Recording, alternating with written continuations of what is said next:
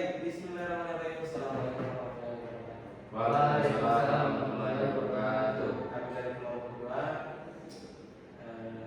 dalam kesempatan ini akan menjelaskan mengenai faktor-faktor yang menganggap pengajian konstruksi dari aspek biaya atau cost overrun.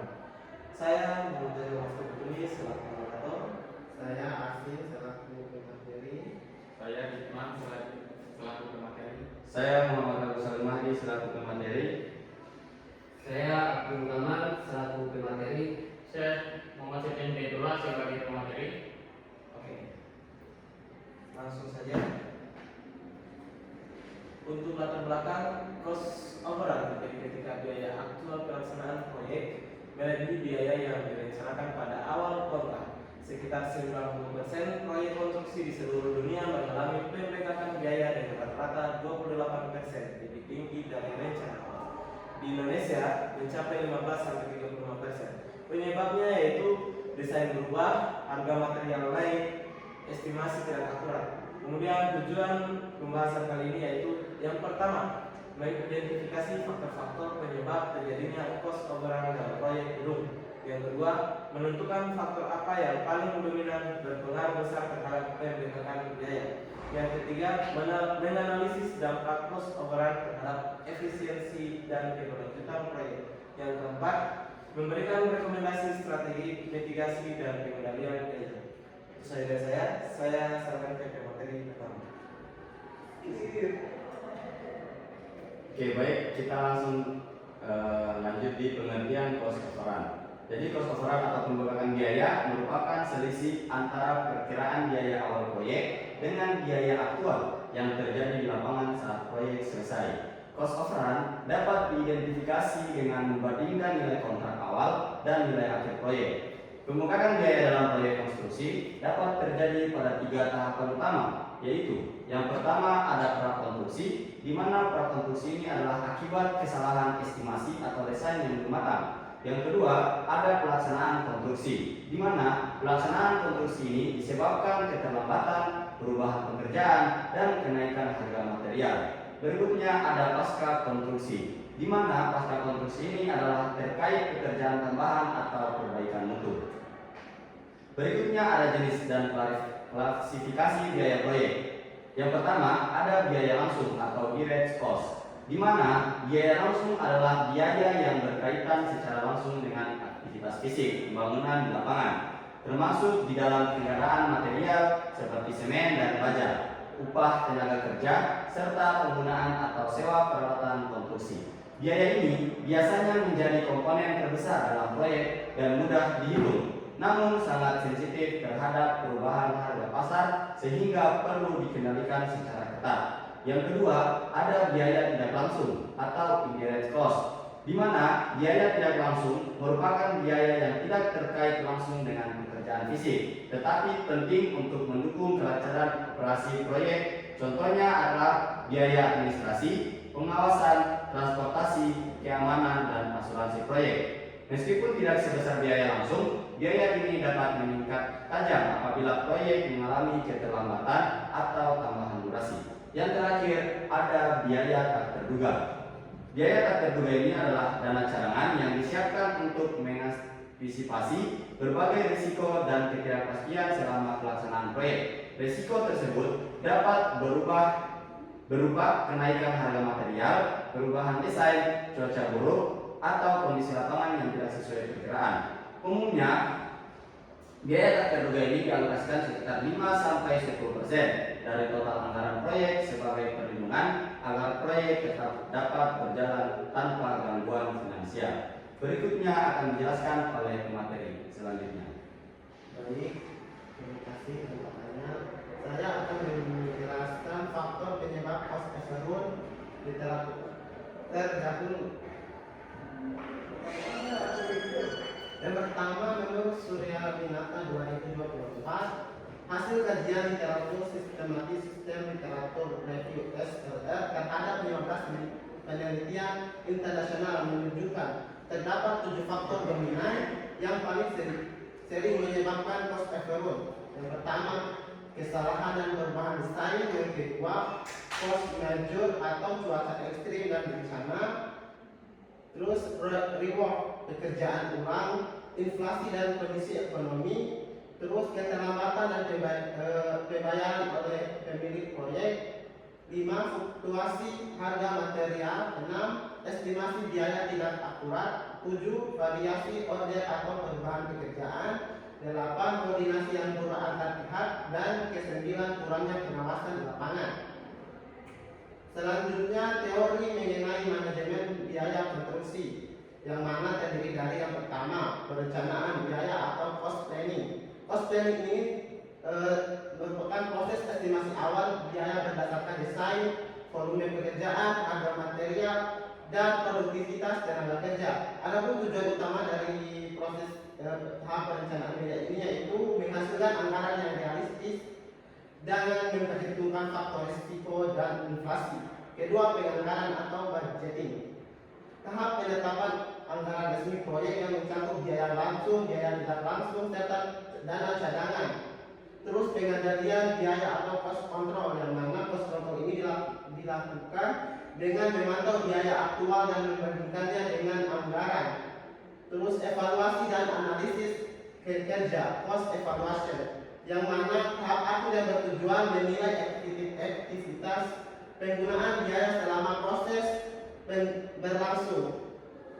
Terus hasil evaluasi ini digunakan untuk mengetahui penyebab penyimpangan dan sebagai dasar peningkatan manajemen biaya pada proyek berikutnya. Itu saja yang paling saya selanjutnya di materi. Baik, saya akan melanjutkan materinya. Metode sistematis literatur review SLR. Metode sistematis literatur review SLR adalah pendekatan ilmiah yang digunakan untuk mengidentifikasi predileksi dan mensintesis berbagai penelitian terdahulu secara sistematis dalam manajemen konstruksi. Metode ini membantu peneliti memahami faktor-faktor penyebab fenomena kompleks seperti cost ovarium melalui pengumpulan literatur yang relevan dari sumber terpercaya. Proses SLR dilakukan melalui 3 tahap utama. Yang pertama, mengidentifikasi menelusuri jurnal nasional dan internasional yang relevan, khususnya penelitian tentang cost ovarium pada proyek gedung periode 2010 sampai 2024. Dari tahap ini diperoleh sekitar 15 sampai 20 artikel yang memenuhi kriteria. Yang kedua, seleksi penyaringan screening melalui kesesuaian topik dan kualitas artikel literatur yang tidak relevan atau kurang kuat secara metodologis dieliminasi. Yang ketiga, analisis dan sintesis yang mengelompokkan temuan penelitian berdasarkan tema seperti faktor penyebab cost overrun terhadap terjadinya biaya berlebih dan dampaknya dari sini diidentifikasi 7 faktor dominan penyebab cost overrun. Selanjutnya gambaran umum cost overrun karena proyek konstruksi gedung memiliki resiko cost overrun yang tinggi karena struktur organisasi yang kompleks, melibatkan banyak disiplin teknis serta membutuhkan waktu pelaksanaan yang panjang. Di Indonesia, deviasi biaya pada proyek gedung dapat mencapai 20-35% akibat perubahan desain, kesalahan estimasi, dan kenaikan harga material. Secara global, sekitar 90% proyek konstruksi mengalami pembengkakan biaya, menunjukkan bahwa cost overrun adalah masalah sistematik yang dipengaruhi oleh banyak faktor. Baik, selanjutnya saya serahkan ke materi selanjutnya. Ya, selanjutnya dari materi selanjutnya, hubungan antar faktor dan dampak terhadap keberhasilan proyek. Faktor-faktor penyebab cost overrun dalam proyek konstruksi tidak berdiri sendiri, tetapi saling berhubungan secara kompleks dan membentuk rantai risiko biaya.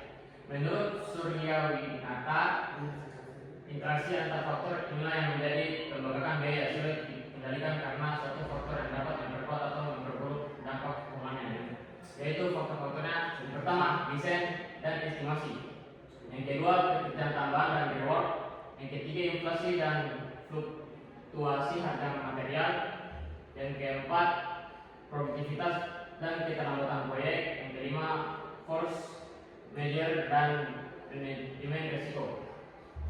Dampak yang dari desain estimasi yang menjadi dampaknya yaitu dampak pada biaya. Kalau dari pekerjaan tambahan dan reward yaitu dampak pada waktu, inflasi dan fluktuasi harga material, dampaknya pada kualitas. Kalau dalam produktivitas dan keterlambatan proyek dampaknya pada hubungan antara pihak, force major dan manajemen risiko yang memiliki dampak force major dan manajemen risiko. Strategi mitigasi cost overrun. Yang pertama strategi teknis, yang kedua strategi manajerial, yang ketiga strategi kontraktual. Yang pertama melibatkan penerapan teknologi untuk mencegah kesalahan desain dan reward, seperti menggunakan BIM untuk deteksi konflik desain review sebelum tender, serta penetapan jadwal kerja yang realistis sesuai kondisi lapangan. Yang kedua fokus pada pengalihan biaya melalui manajemen proyek yang disiplin, termasuk penggunaan sistem EVM untuk memantau biaya dan waktu.